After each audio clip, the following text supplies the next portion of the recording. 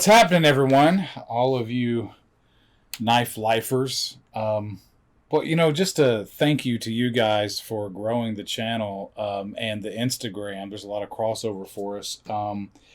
We have a great opportunity to kind of review some cool stuff and share with you some of our ideas. And so, my name's Greg. I'm Josh. And I just wanted to say thanks, man. It's just a really great opportunity. You'll look in the background. You notice we got some cool upgrades to the room. This is just the start. Yeah. Maybe you'll drop in some of the screenshots that are so cringy. Yeah. Of what it is. So you're along with us on that journey. It's funny because we wanted to show you guys the journey. Yes. From the first studio, like way back, we did like 3 videos in that one, to the shop.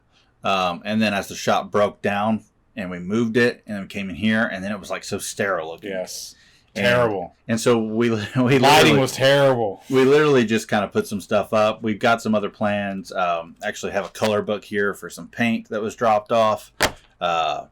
So it's going to continue, but we had to change it because it was rough looking. Yeah, it was. But before we get any further, guys, make sure you like, subscribe, ding the bell, and we appreciate you. Yes, thanks a lot.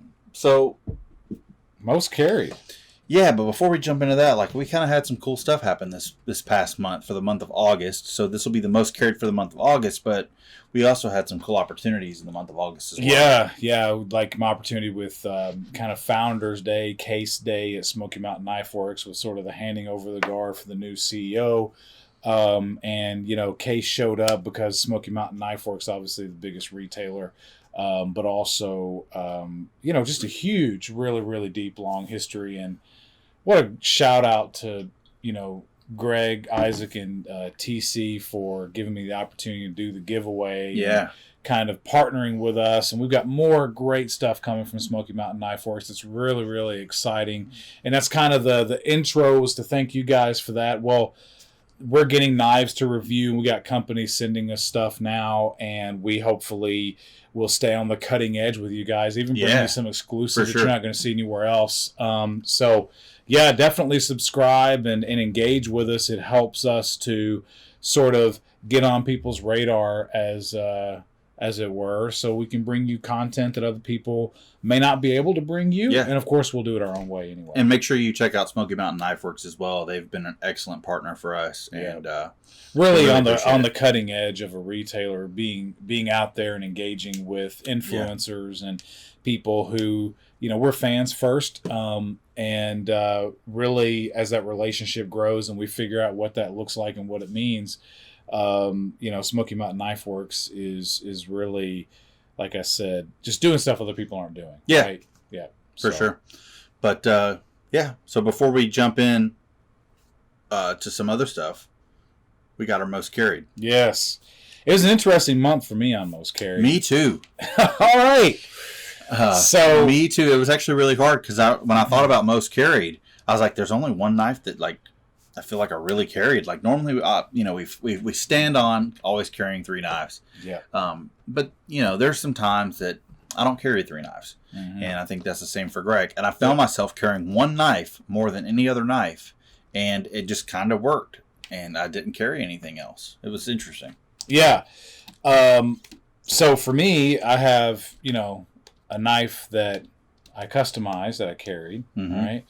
I have, a knife that's not necessarily just a knife that I carried a lot this month that really blew me away because I don't normally do that. But we'll start off with sort of the tactical and / EDC. So I found myself carrying 1 knife a bit more than usual, kind of like you. It's interesting. We didn't plan that, but here you go. This bad boy here. And, this is the mini Roadhouse that I was able to snag, and this is from 2014, so it's an old one. But I got these from the Shutter Doug on Instagram. Check him out. These Tarot Tough liner, they're not liners. They're scales. Scales. Yeah. And I got the Tarot Tough scales, and he did a great job with that. And of course, we'll do some B-roll with it. And then I got the little titanium bomb. You can find those anywhere because this is the bomb, baby. You know, all kind of matches. But I find myself carrying this a lot, and this thing is a perfect size, and it is both tactical and EDC in one package. It's interesting because it's a Tonto blade with a bit of a belly. Yeah, it does. It has this upswept. Yeah, it's kind of the opposite of the CQC 15. Yep. Whereas the CQC 15 is a Tonto with a recurve. That's a Tonto with a belly. Yep. Fun knife. I've really, really enjoyed it. And you changed the thumb disc there as well. Yeah, I did. Yep. And so I went with the large thumb disc in matte, and then I also changed the hardware. Not that it's glossy, but it's not exactly matte from Emerson. And so it's all matte, and it matches well because I knew it was going with this matte on the Taro Tough. So really, everything's been customized a little bit, but I picked it up from a guy on Instagram, and he was like, I'm tired of this thing, it won't open, and I couldn't figure out why it wasn't opening either until I actually took it apart. Yeah. Shout out to him. You know who you are. And this is from a long time. It was 2014 model.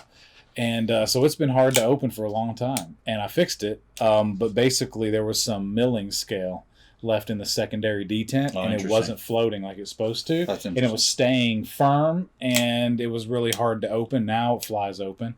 But you wouldn't know that until you tore the whole thing down, and the new scales gave me that inspection reason. So, but I have enjoyed this. It's a perfect size. You're looking at basically a 3.5-inch blade. Well, a little under, but yeah, we're there. Yeah, 3.5 inch. So just a perfect size for EDC tasks. Yeah, I don't really have, like, all my knives are kind of EDC, like at least 2 of them. One of them I've carried more this past month and used it a lot more to cut around the house. And then the other one has just been in my pocket a lot, which is interesting. So the first one I'll show is the Socom Elite. She's just, it's just a great knife. And it's probably one of my most new knives, and it's already got some wear and tear and scratches on it. And I've used it a lot. Adds value. I have used it a tremendous amount. I didn't get the Tonto. I've got a drop point, and God, love this knife. It's a cool blade. It's one of those things that you have to kind of hold it. It flies under the radar, doesn't it? It really does. Yeah. And I think a lot of people avoid it. And it's tipped down, so a lot of people avoid it for that reason. Right. And but I'll tell you, I felt the same way until I held it. Yeah. Me too. It does not bother me one bit. And all my knives are tipped down. I think every knife on this table is tipped down. Or tip up, rather. Yeah. And it don't bother me at all. It opens like it should. It's got great grip. Just carried it with me on some road trips. Carried it with me to the lake to go fish. I've never run into anyone or seen anyone that has carried a Socom for any amount of time. Well, that's me right now. Other than you. So I think that's kind of a unique thing. And Coco at E-Knives was big on the Socom. That's what she true. Yeah, she was really excited about that. And for no wonder, because you get into the sort of grail knife territory, opening and closing is a problem. Yeah. For a lot of the smaller manufacturers, and other than nearly cutting your thumb off with a back cut, it does not have that. It does not have that issue. Welcome to the club. It does not have that issue. But it's got some wear and tear, and shout out to Microtech with their service personnel program. That's how I picked it up, and it functions so well. Yeah, I mean it's a June 21 model, and it's already got scratches, and that's awesome. I've just used it, and I can't speak on it highly enough. It's out of all the knives that I have, this is the one that's gotten the most pocket time. Yeah, and honestly, in the foreseeable future, I expect it to have a lot of pocket time still. Makes me into a total hypocrite because it has that little Microtech claw on it. And so I'm like, oh, tip down. No problem. It's a Microtech. I can deal with it. And it's a pretty substantial. It's a full size knife. So you're looking at pretty close to 4 inches from tip to hilt. Yep. So there you go. That's my first one. Okay. Numero dos. So this is shout out to Gromit's Leathercraft. Just beautiful work here. And yeah, they do a great job. Yeah, I asked them to provide me with some purple lanyard that would match the purple stitch, and they did, because I got this Plum Crazy Mustang from GEC. And what a great knife this is. $10.95. Just hang on. Walks and talks. Walks and talks, baby. I probably clipped the mic now yelling. Yes, indeed. But yeah, man, it's like you know what it reminds me of? Growing up as a kid, when you went to your not your grandmother, your great-grandmother's house, and she had that jar of jam that had that. Yeah. Remember those? The grape jam? Yeah. Or the plum jam? And that deep, rich, dark purple, and it had the cuts in it, like in the glass, that old school. That's exactly what that reminded me of. It's got some nice patina on it. Had to have it, yes. And that's... I love the fact that they bring out a 1095 with no coating on a GEC. Yeah. Because I've actually gotten some carbon steel knives and machetes that come coated. Yeah. Because I try and patina. I'm like, what? This is 1095. Why is there no patina happening? And then you have to kind of rub off some kind of weird... There's just something about a traditional knife that's got some miles. It is something about it, man. Just harkens back. It does. Yeah. Kind of like our case giveaway with all the stories that people shared. Yeah. Thank you guys for sharing your stories. That was awesome. And was it Illinois Big Boy? Is he the one? Yeah, I think he's the one that won. And yeah, congrats. So that was awesome. Congrats. You're going to enjoy that knife. So yeah, that was it, man. I find myself carrying this, even though I don't have anything purple to match it with in my attire. I didn't really matter. I wanted to carry the GEC, and I hadn't been putting it in rotation much, and I got this custom sheath from Grommet's Leathercraft. And go check out them. I know, no telling when you see this, but they just released a leather Captain America. I don't know what you call it, but it's like a suit, and it's Captain America, and they stitched it all up. It's fire. Oh, really? It's fire, dude. They do amazing. Made of leather? Made of leather. Wow. Yeah. Captain America leather. Chain mail, but it's not mail, it's leather. Yeah. My next one's one I've had for a while. Way back to the beginning of this channel. I've had this knife for a minute. Yep. But I just found myself carrying it a lot. I don't know why. That's the knife you had on you when you and I discovered that we liked knives. Yeah. That was it. That's the one that you said, yeah, I'm into knives too, man. This is the ZT Hinderer designed 0562 Ti, and it's a Blades We Love custom. They customized or custom anodized the scales to look kind of coppery, and this knife's got some miles on it. And I just found myself, for whatever reason, I don't know why, but it just ended up in my pocket. Like, I've been, working on like RCs and stuff. That's something we both like outside of knives. And this knife, for whatever reason, just was in my pocket on the table, cutting open bags and stuff. I have no reason why, other than the fact that it was just in my pocket. Yeah. I mean, it's thin, it's light because it's titanium, it's a ton of blade for the weight, and the grind is amazing. Looks good. It's fun to fidget with. And it's a hinderer, Yep. It's hard to beat that blade shape. Yes. It's a great blade shape, and it has great grind lines. Yes, the grind lines are fabulous. They're up there with Microtech. Yeah, which is rare. Most people do not do a good job with grind lines, and shame on you if you have a nice knife and a higher end knife and your grind lines look like something out of Pakistan. Well, what are those places? Those little flea market knives with those? Yeah. M-Tech. Not trying to, M-Tech is the best $5 knife you can own. That's a fact. That's a fact. But yeah, that's it. ZT. Yeah. Kershaw. Yep. No, it's great. Love it. And this is where we depart from the normal path, and that is I have carried this practically nearly every single day. Have you found yourself using it a lot? Yeah, I have. You shouldn't use your knives on zip ties. You should take your pliers and grab and twist.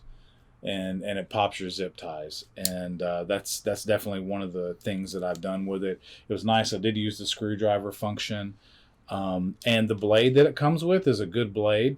This is the Leatherman, and which one is? I'm not a Leatherman fan. Rev.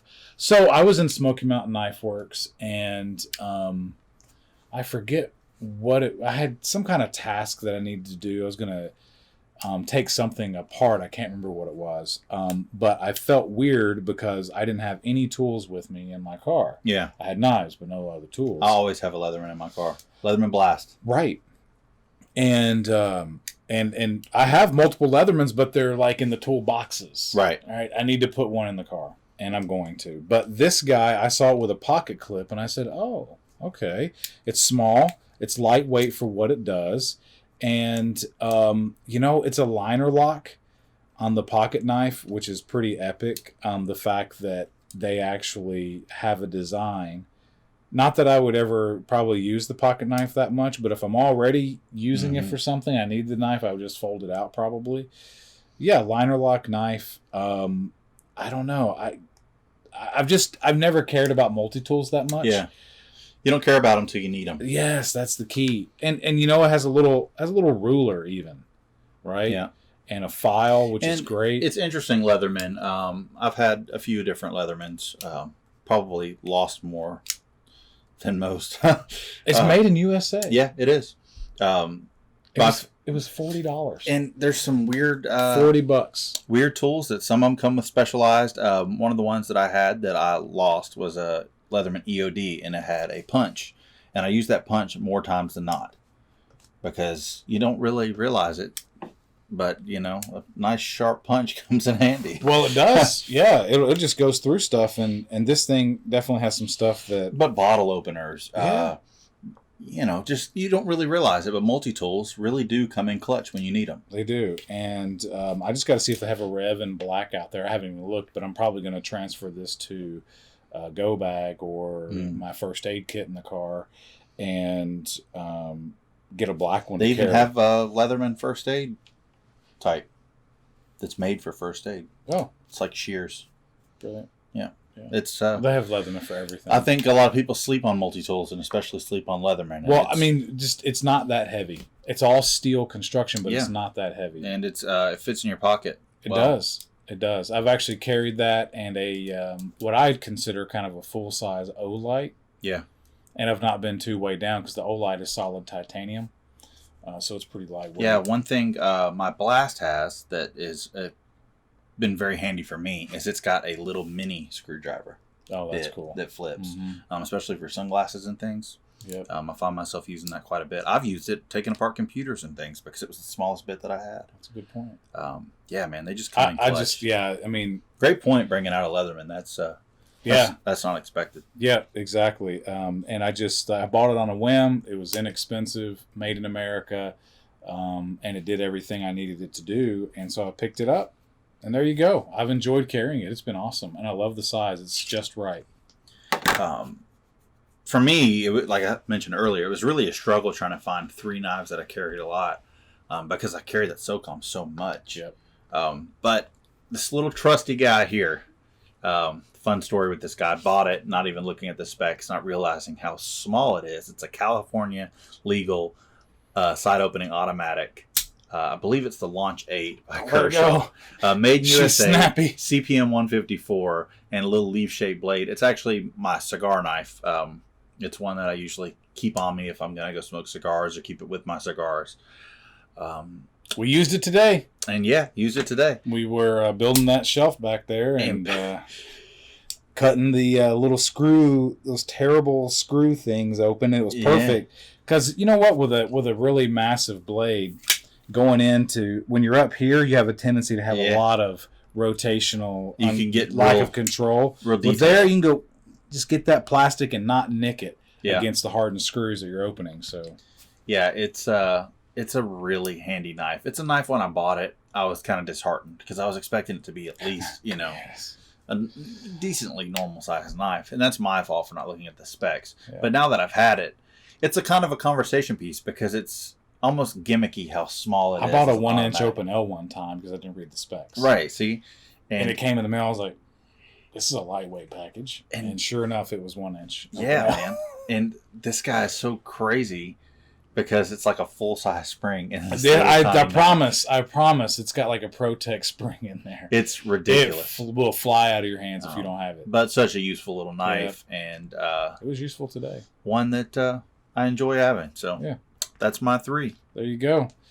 Yep, and of course, goes without saying that I carried the One Knife Project, of course. Yeah. I carried every single day in some capacity, whether it be to the gym or to work or both. It stays in the daily rotation. So, but yeah, that was it. We definitely want to hear from you guys. What did you carry for the month of August? Any cool stories or anything happened with you with your knives? So we had a pretty awesome month. We grew the clip point in a couple of nice ways. Yeah. Deepened some relationships. That's what we're here to do. Got a knife that we're going to review that was that I named that'll be coming up. So yes, I'm excited about that. Yeah, he did, and it was epic. And like Conor McGregor said, we didn't come here to take part; we come to take over. And that's what we're working on taking over. That was a good Conor. Yep, and taking over the knife sort of YouTube industry. How arrogant of us! But you know what? We're here. We're here to deliver content. We listen to what you guys have to say, and yeah, thank you. Great community. Yeah, it is. It is. It definitely is the place where we fit best. So yeah, guys, and keep an eye on the studio because it's going to change. Yes, we've got an interior designer coming in doing some extra work. Yeah, and it's going to be even better. So yeah, it's going to be a good time. Yeah. So as always, guys, we'll see you on the next one, and stay sharp. Stay sharp.